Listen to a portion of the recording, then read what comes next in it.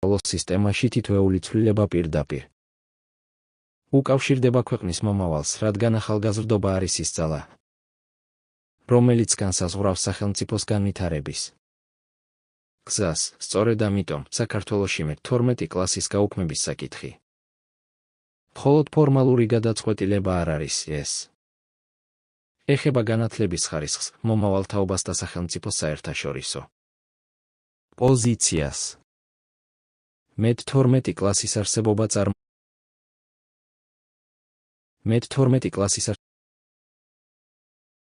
მე-12 კლასის არსებობა წარმოადგენს თანამედროვე საგანმანათლებლო სტანდარტს და შეესაბამება ევროპულ მოდელს, რომელშიც საქართველო უკვე წლებია ჩართულია.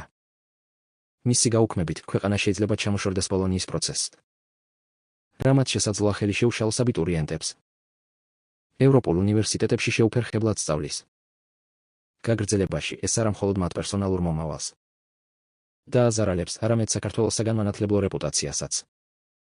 გარდა ამისა, ბოლო სასკოლო წელი არ არის უბრალოდ დამატებითი დრო.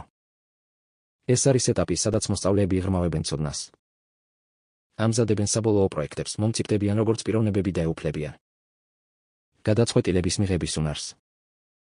მე-12 კლასის გაუქმება ნიშნავს ამ განვითარების პროცესის შეკვეცას და ახალგაზრდების წინაშე დროზე ადრე პასუხისმგებლობის გადმოტოვებას, რისთვისაც შეიძლება ისინი მზად არ იყვნენ.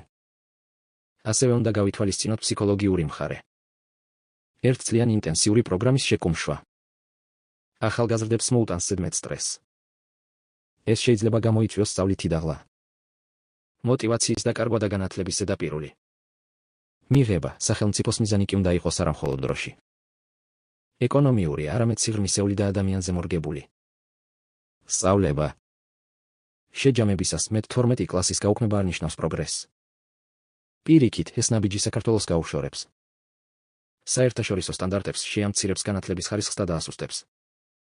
ახალგაზრდა თაობის მომზადებას სწორი განვითარება მოითხოვს არასასწავლო წლების შემცირებას, არამედ მათი შინაარსობრივი გაღრმავებას, ინსტიტუციური გაძლიერებას და ისეთი გარემოს შექმნას, სადაც ახალგაზრდები შეძლებენ სრულყოფილად განვითარებას. საქართველოს მომავალი დამოკიდებულია განათლებაზე და ამიტომ მისი შემცირება არ შეიძლება იყოს მიზანი. მიზანი უნდა იყოს მისი გაუმჯობესება.